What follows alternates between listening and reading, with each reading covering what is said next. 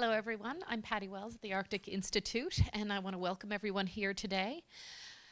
Today is the last of our speaker series talks for this year, and we're ending it with a big, giant, fabulous talk by our executive director, Maribeth Murray. She's going to cover everything that has happened in the last 15 years. So I'll let her get started in a moment. I just wanted to let you know that if anyone felt like coming back to the Institute after the talk, we've got some refreshments, as we always do, and that will go until about 6 o'clock when we have to close her down. So go ahead. Thanks Okay. very much. Am I on? I'm on? Is it on? Okay. Great. Thanks. Woo! Let's not bust the place up. Thanks, Patty. Right. So I think I know just about everybody here. So this is going to be. You can turn that off.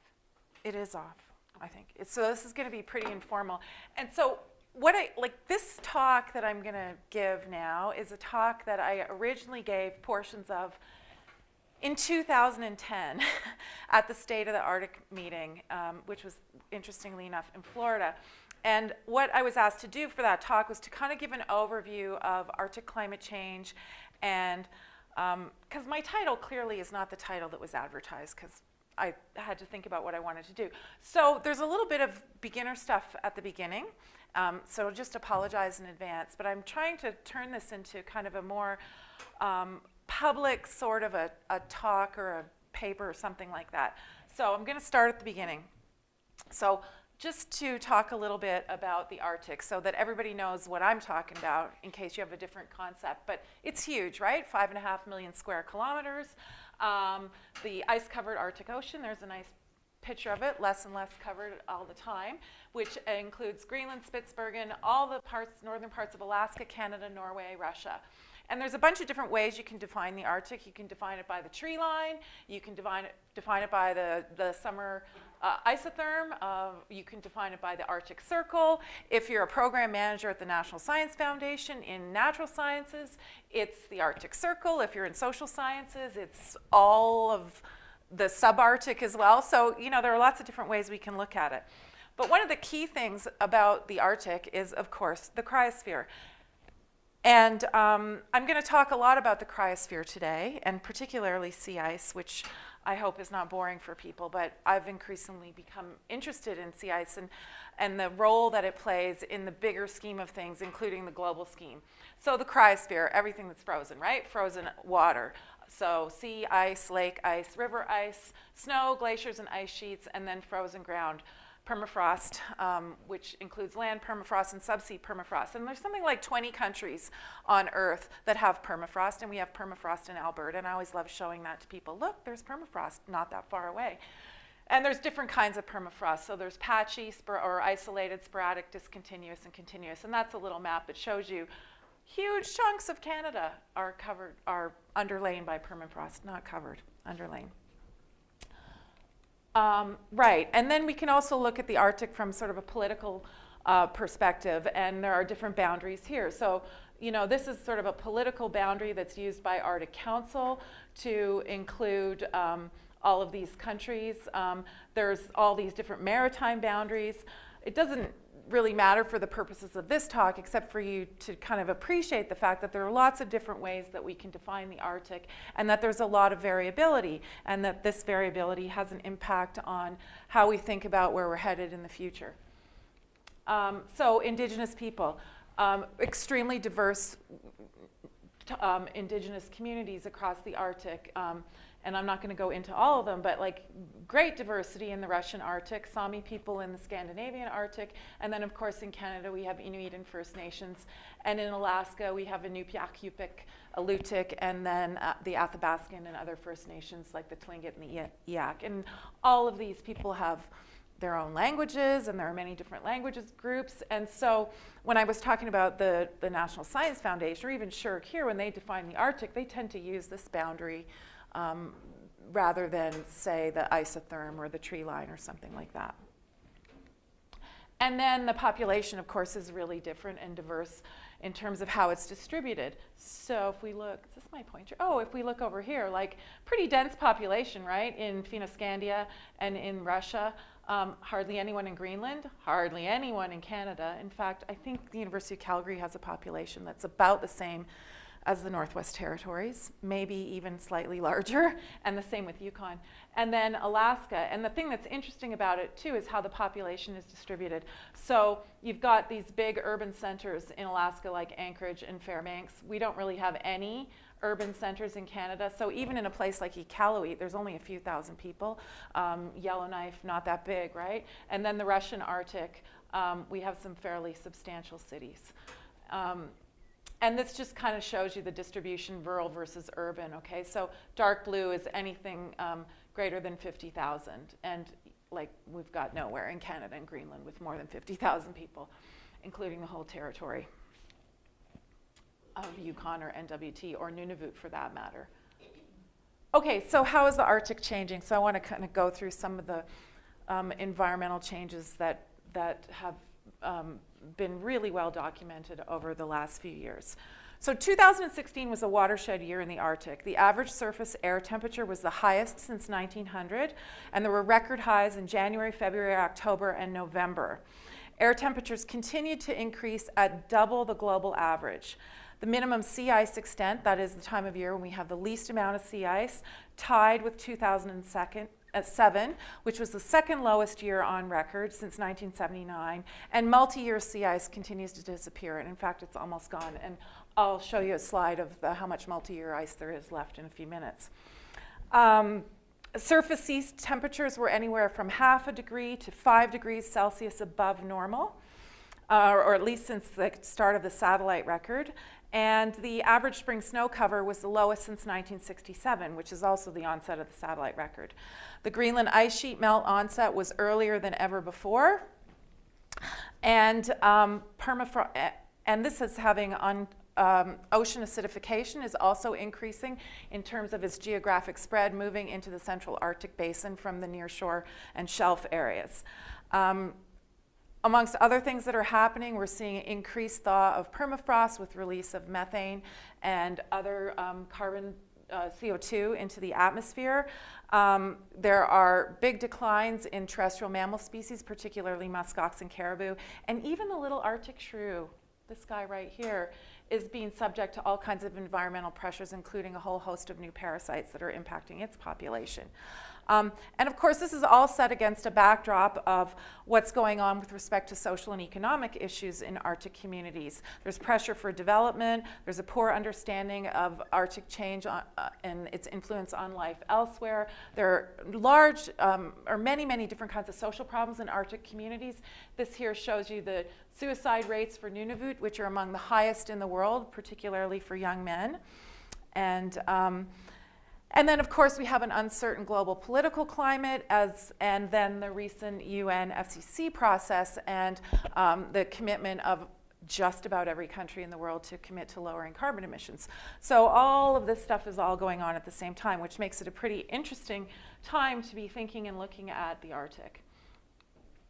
So just to get into a little more detail, we know from satellite data, but also from on-the-ground studies, that the Arctic is greening and browning at the same time. So if you look at this figure here, anywhere that's green, we're seeing an increase in productivity and the length of the growing season, and anywhere that's red, like Alaska here, parts of Labrador, parts of Nunavut here, and the Siberian Arctic, we're seeing a decline in productivity, and that's not related to fire. It's related primarily to drying of the tundra. And in fact, this is a huge tundra fire that occurred in Alaska in 2012. And I think people don't generally think of the tundra as catching on fire, but it's an increasing phenomenon, and one that we haven't seen at the same scale.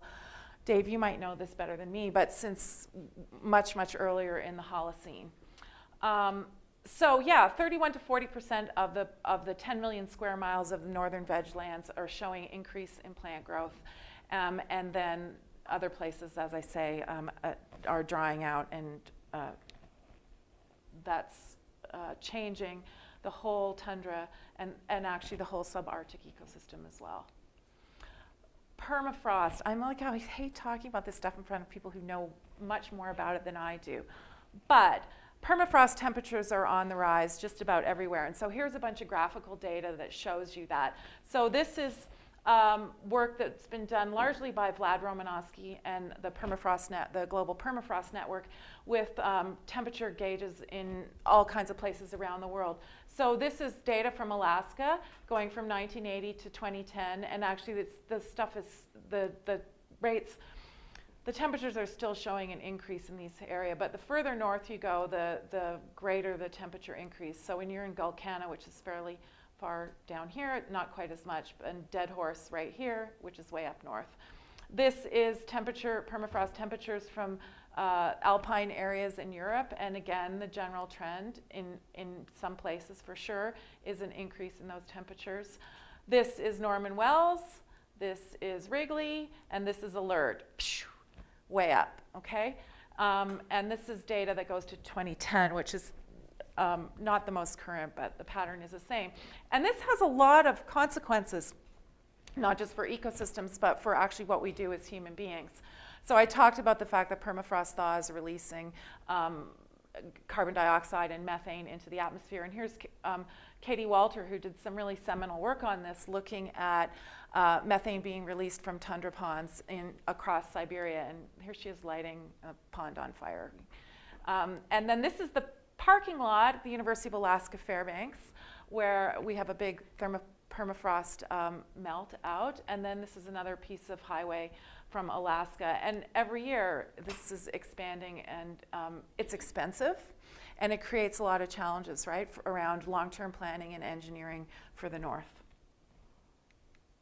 Okay, land ice. So here's the Greenland ice sheet. If I say anything wrong, you can correct me, Brian. But the Greenland ice sheet in July of 2012 experienced for the first time that we know of, the entire surface of the Greenland ice sheet was melting, and it melted for a period of, I think, 4 or 5 days. And that's what this is showing you here. Now we see in Greenland that the accumulation of ice is less than the loss of ice, so we have what's called a negative balance, and so the Greenland ice sheet is starting to melt out. Now, it's not going to happen tomorrow.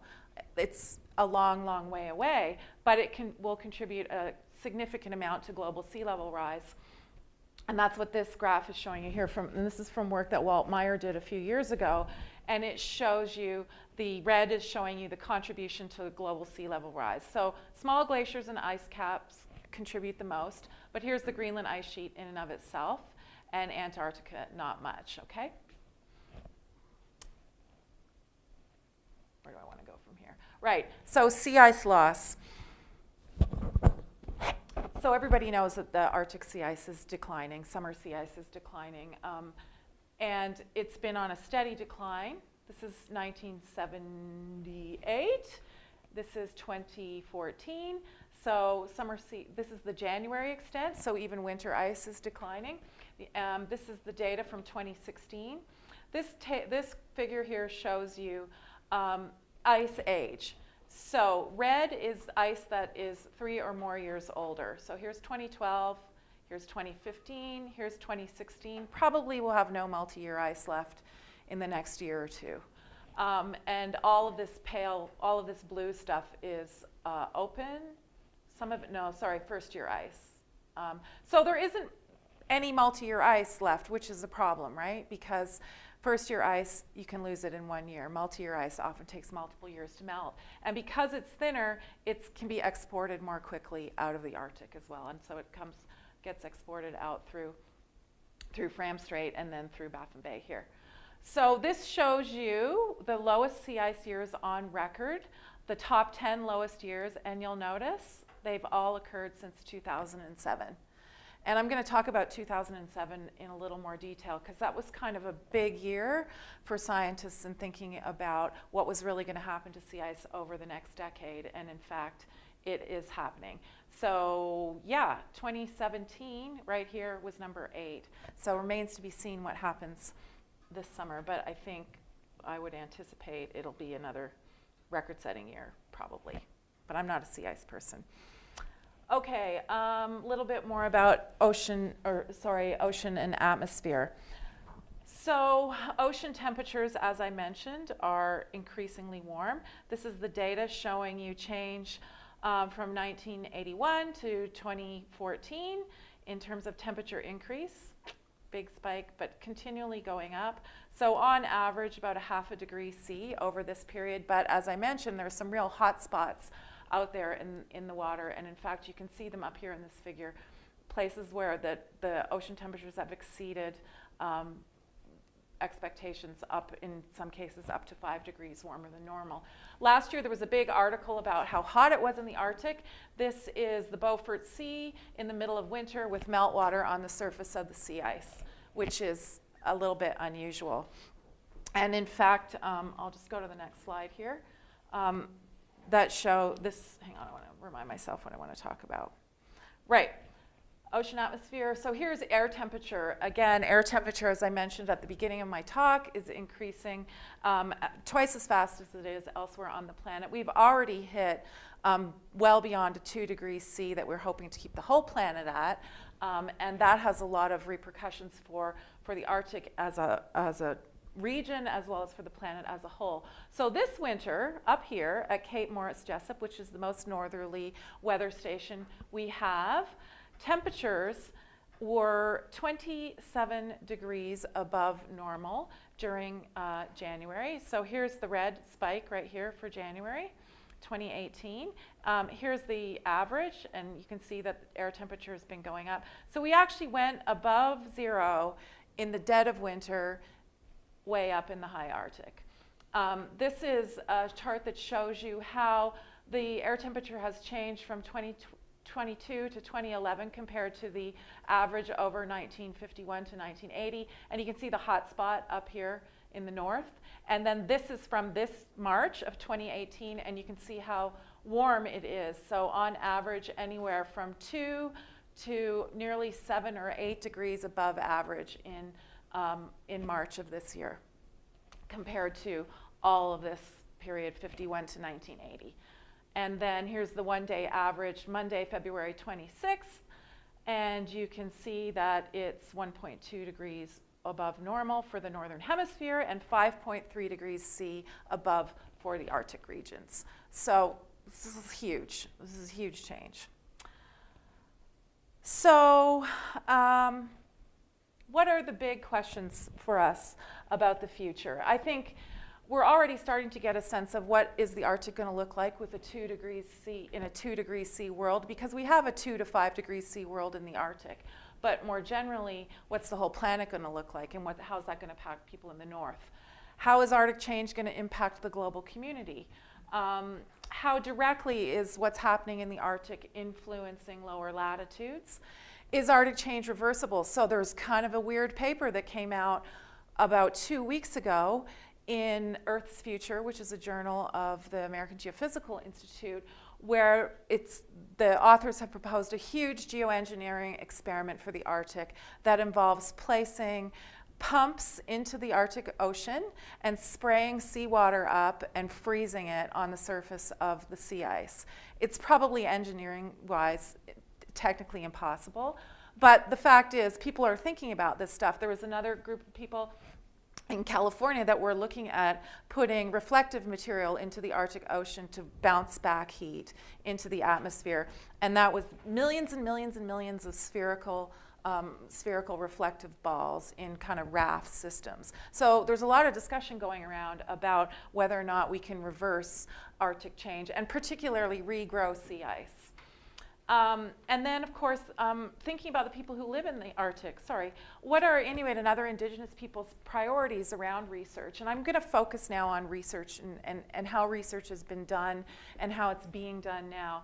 And how can we, as people who are living and working in universities, address some of those priorities? So let's talk about, before we get into that, what are some of the anticipated impacts? We already know that we're seeing regional scale marine and terrestrial habitat impacts, and I showed you some of those. We've got coastal flooding, inundation of nearshore regions. So this is a slide here of Newtok, Alaska, and Newtok flooded as a result of this storm that came up here, about in Nome in 2011. But this is happening all the time. The interesting thing about Newtok is that it's 15 miles upriver from the coast, but the storm surge drove so far inland that it basically destroyed most of the community of Newtok. We're seeing loss of freshwater resources. And at the same time, people see a lot of opportunity in the north. So there are new private sector investments and development of the coastal regions. How is this going to impact community ties, cultural vitality? This winter, there's been a lot of talk about the beast from the east, right? It's been really cold in Europe and places like that. Well, this is exactly what a lot of the climate models suggest, that the warmer it gets in the Arctic, the colder that you can expect the continents to get in the wintertime.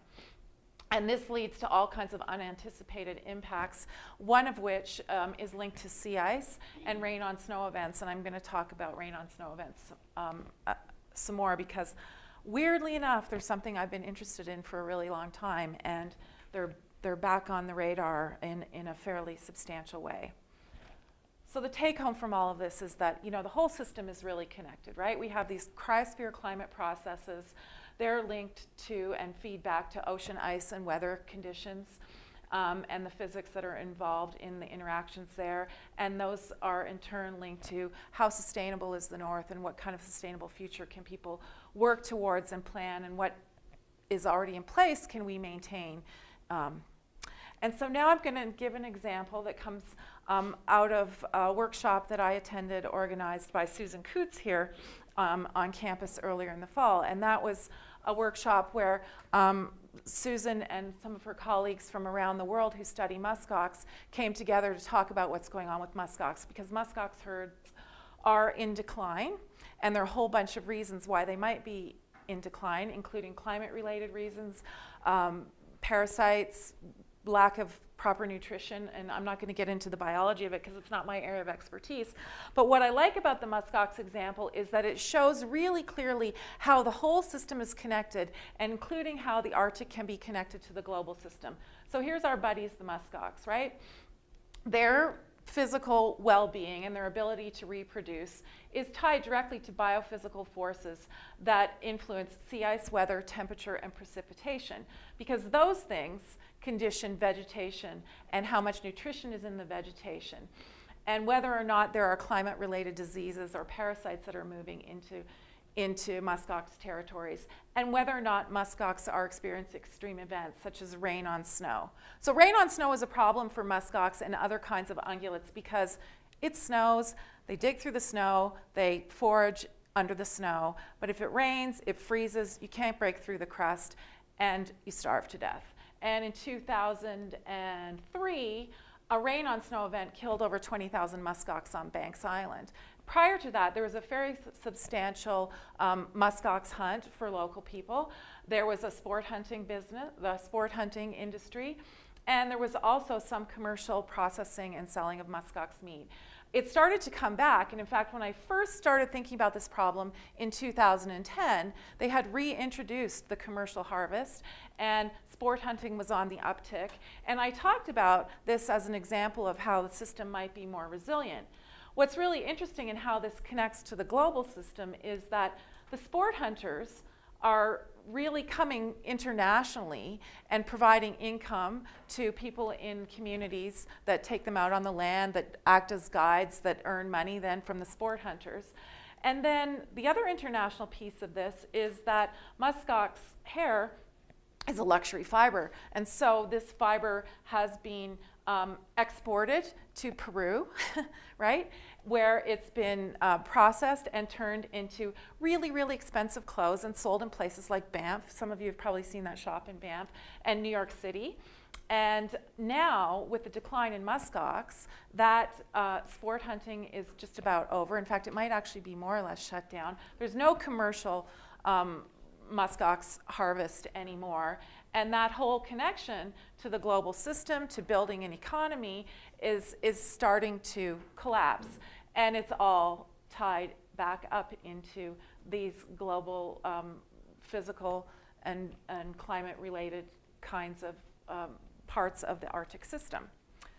So, where does that leave us?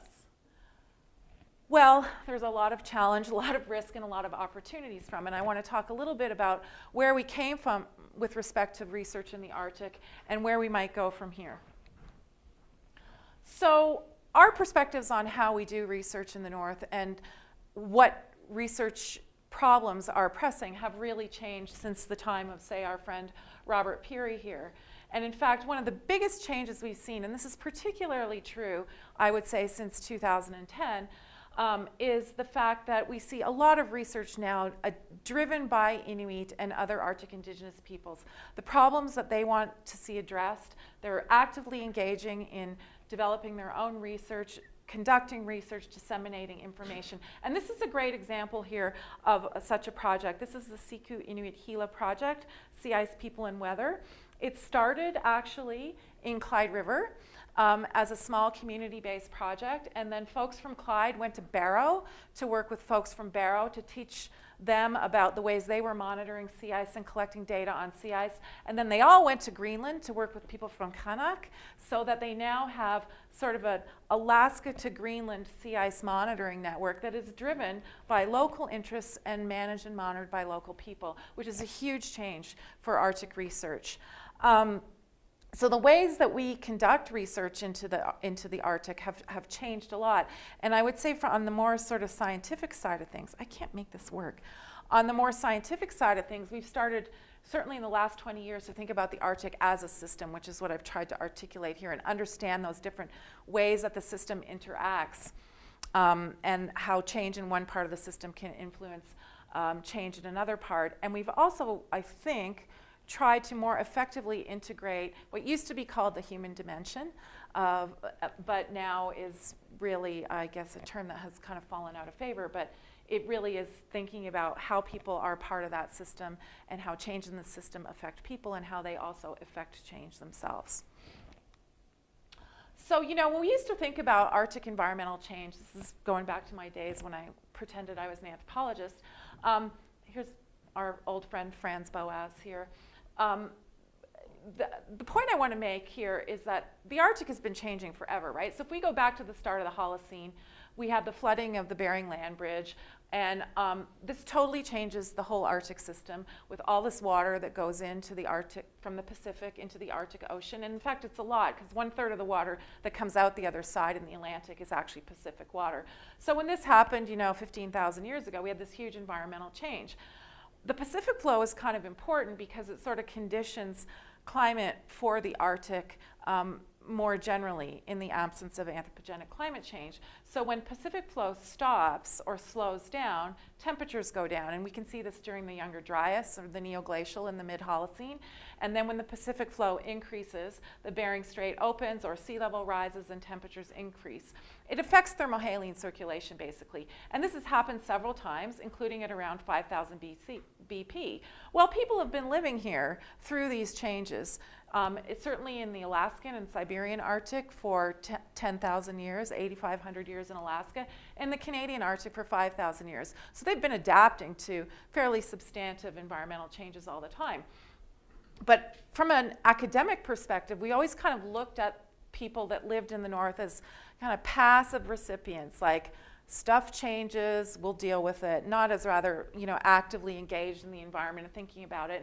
And so that's kind of where I am here. And in fact, this article here, Arctic Environmental Change Over the Last 4 Centuries, which is now 20 years old, I'm horrified to discover, really itemizes at the time the data we had for environmental change, including data pertaining to the Little Ice Age, to the 1930s. There was kind of a warming period in the Western Arctic, but it really portrays Arctic people as kind of passive, like, uh-oh, climate's changing.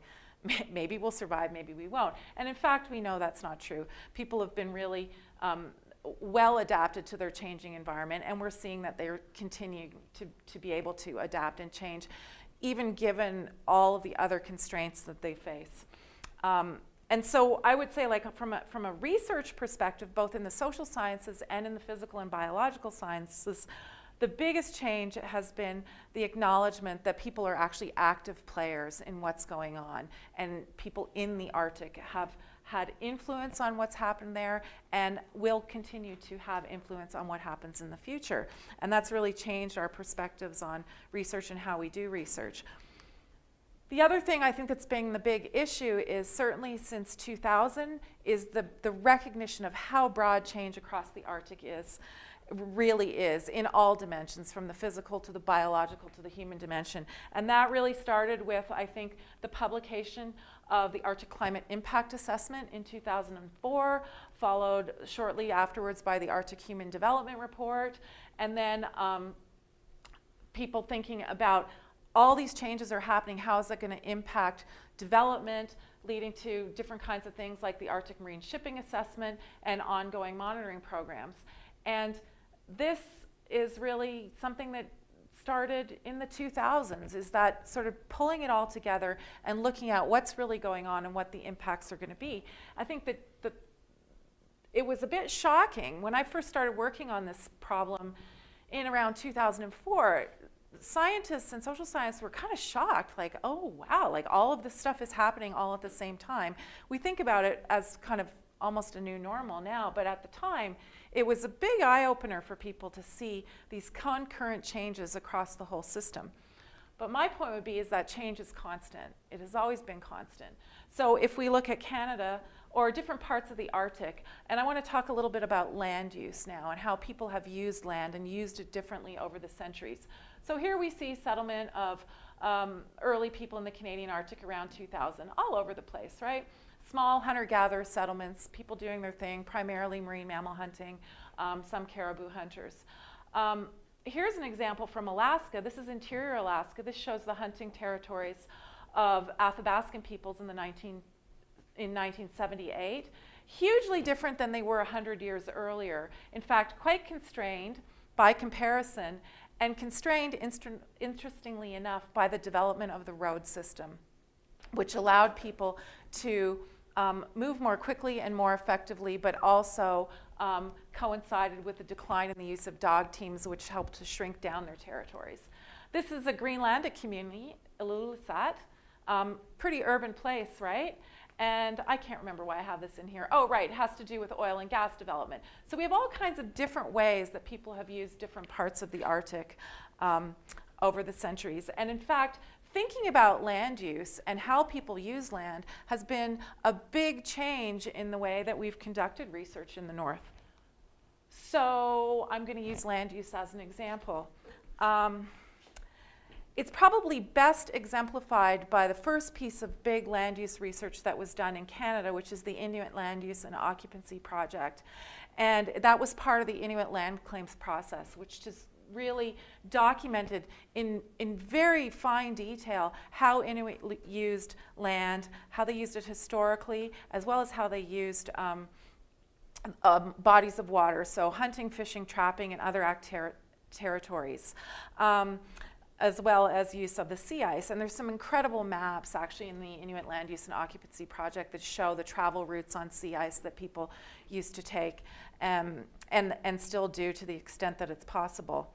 Ongoing efforts to document Inuit land use since 1976 include some activities that were undertaken under this plan for Nunavut, which looked at how land use had changed since the original Land Use and Occupancy Project was done.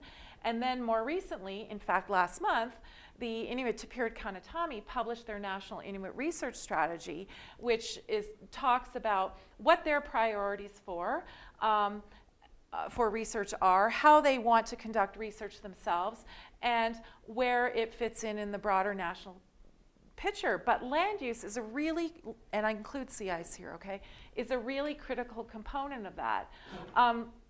What we've seen around the Arctic is an explosion in geospatial analysis of how Arctic peoples are using land. So there's a really pretty interesting study about ice roads, and this is an example of the ice road on the Lena River in Russia, and this is an example of a community garden in Nenana. I think there's a perception that northern land use consists of things like oil and gas development and hunter-gatherers moving across the landscape and herders. But in fact, it's a lot more complicated than that. And it's an important research area for Indigenous people, but as well as the rest of us, because it really ties into one of the most pressing concerns that northern people have in the context of all this environmental change that I've just described, and that's northern food security. So what we see actually is a real diversification of how people get food in the north. And here are just a few examples. So here's what we would typically think of. These are Inupiaq hunters from northwest Alaska, seal hunting in the spring. But we also have other stuff going on, like Greenland now has a burgeoning potato industry. And I think this is a great example of how Arctic peoples have been able to adapt to both changing environmental conditions as well as changing geopolitical conditions. So this guy here, Ferdinand Egede, he's probably a descendant of Hans Egede, who was one of the first Danes to go to Greenland. And if you ever go to Greenland, you'll see all kinds of buildings named after Hans Egede. But, you know, Ferdinand's grandfather was a typical Greenlandic hunter, seal hunter. His father was a livestock farmer. So during the 1960s and the 1970s, there were a lot of sheep farming. And in fact, there still is some sheep farming going on in Greenland. And his son now is a potato farmer. And they're practicing kind of a mixed economy because the guys are still hunting and everything. But the major livelihood here for at least this family is now coming from crops. And in fact, this person here, Kenneth Hoag, is the consultant to Greenland's agricultural administration. And you don't often think of Greenland as being a place that would have an agricultural administration, but it does. And they're developing all kinds of cold-resistant crops, of which potatoes are the number one. In Alaska, we have all kinds of mixed, and I have to be truthful and say this was actually my domestic poultry flock when I lived in Alaska. But in fact, you would find most Alaskans that live outside of urban areas have some kind of small-scale farming, gardening thing going on. And in fact, in Alaska until the 1970s, many Alaska Native communities practiced gardening on a fairly substantial scale, even as they were still hunting moose and fishing and those kinds of things.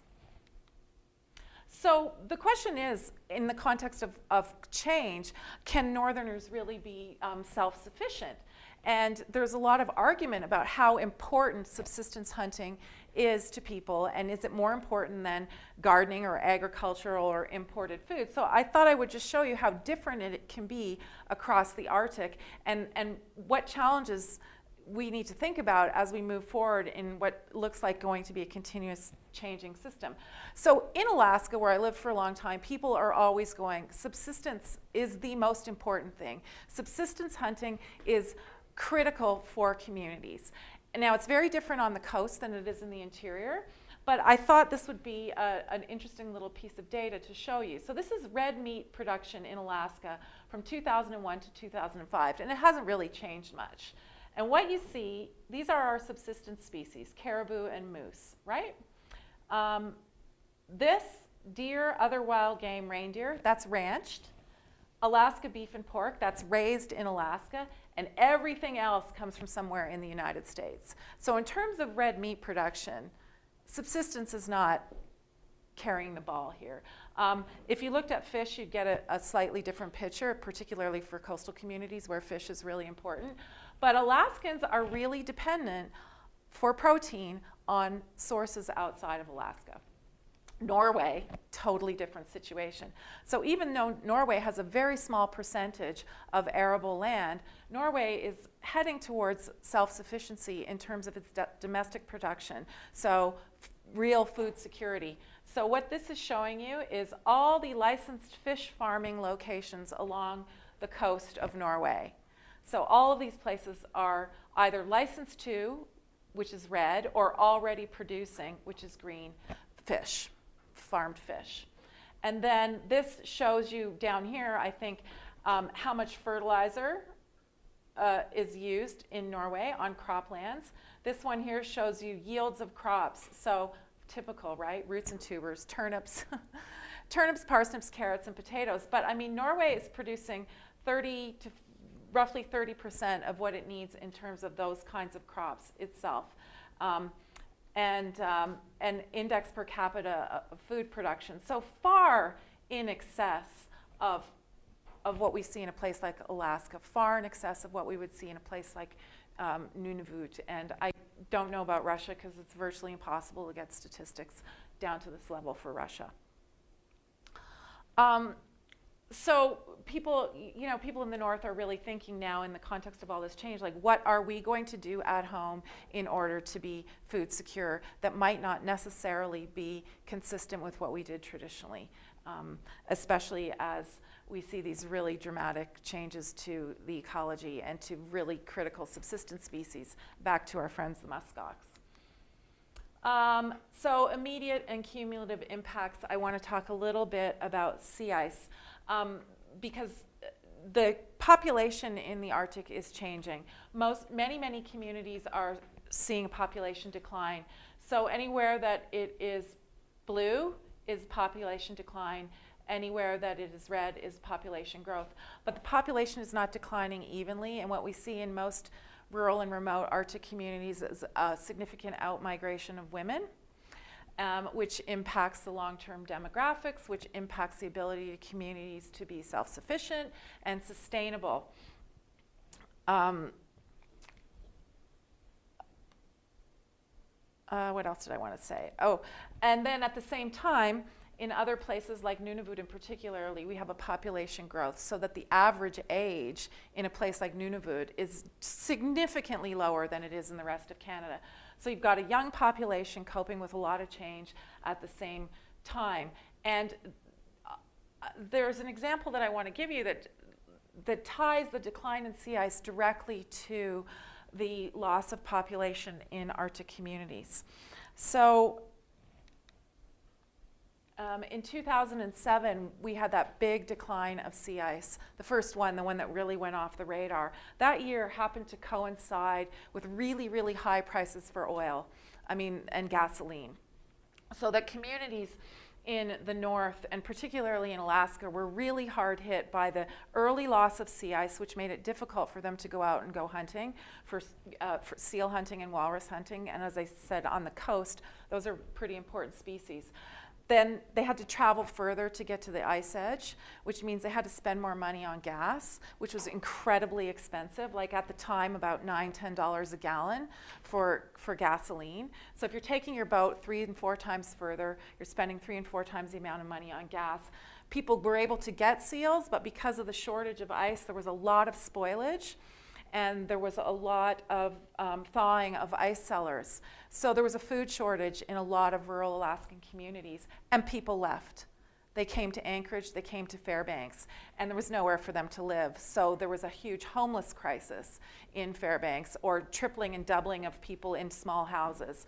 And all of that was directly tied to the loss of sea ice and to global price of oil. So these things are not disconnected. So these population and demographic changes that we see are linkable back to physical processes and changes in the physical environment. So where am I going with this? Right, so the future is now. So I want to give an example of an area where I think in terms of Arctic research that overlaps with all of the things that we want to try and understand about how the environment is changing, as well as the needs and interests that have been expressed by Arctic peoples for research, and highlight what I think is a need for what I would like to call science for society, and particularly science for society in the Arctic. So across the Arctic, people have invested a significant amount of time and energy and technology and centuries of developing expertise into the exploitation of ungulates. So I talked about muskox a little earlier, but also domestication of caribou, the management of huge reindeer herds, the domestication of reindeer, management of reindeer herds, exploitation of moose, exploitation of caribou. It is a really critical species in a lot of parts of the Arctic, for ungulates are, muskox included, in a lot of parts of the Arctic and for a lot of people. And in fact, Greenland actually still has a pretty healthy muskox population and a commercial muskox hunt. But ungulates are highly susceptible to these rain-on-snow events. And in fact, in 2016, there was a massive mortality event in the Siberian Arctic. Something like, I'm trying to remember, 81,000 reindeer died after a series of rain-on-snow events. It wiped out the herds of several Nennet groups. And this is not something you can easily recover from. So how is that linked to sea ice? Well, as it turns out, work by my colleague Bruce Forbes and others have looked at the relationship between rain events in the winter and sea ice.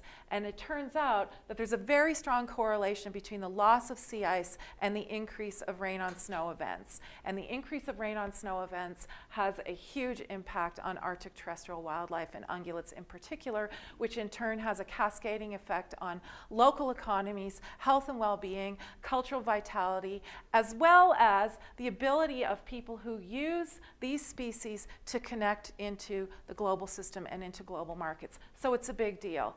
So